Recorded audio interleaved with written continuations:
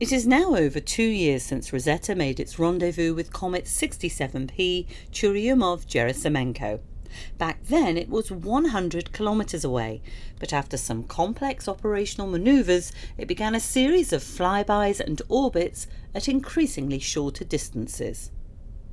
The comet, alongside the spacecraft, is now heading towards Jupiter, and Rosetta is nearing the end of its mission.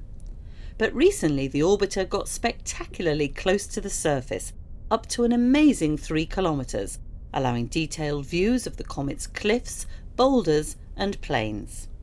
A year ago this would have been impossible. The comet was at perihelion, its closest distance to the Sun, and also at its most active, spewing out dust, gas and plasma. This meant Rosetta had to remain at a safe distance of up to 300 kilometres. But these newer, closer passes mean that scientists can observe changes in the comet over time using onboard cameras such as a Ceres.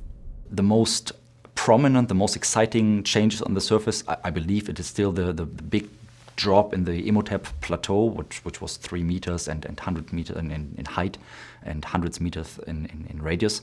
But we have seen smaller scale features like a boulder, which was at least 50 meters big, it was 10 tons heavy, which, well, on the comet is just a chocolate bar of 100 grams or so, but still it's a massive thing, which has moved by 140 meters. Likely due to activity, but we don't know the real reason. Even as the mission is coming to a close, Rosetta remains busy. In June, it completed a 2-week remapping campaign of the comet's northern hemisphere to produce a new, higher resolution 3D model that can be used to see large-scale changes of the comet and also where it has lost mass. Mission scientists from the 21 instruments on board Rosetta and its Philae lander, which was finally switched off in July, have also combined findings to gain a more complete picture of the comet. In particular, what we have observed is that the nucleus is composed of a mixture of materials like minerals, like silicates and sulfides, which have been formed in the inner part of the solar system, close to the Sun, at temperature relatively high. It has been an audacious mission, gaining knowledge about the comet's surface, coma, tails and interior. But the final month still offers further scientific opportunities.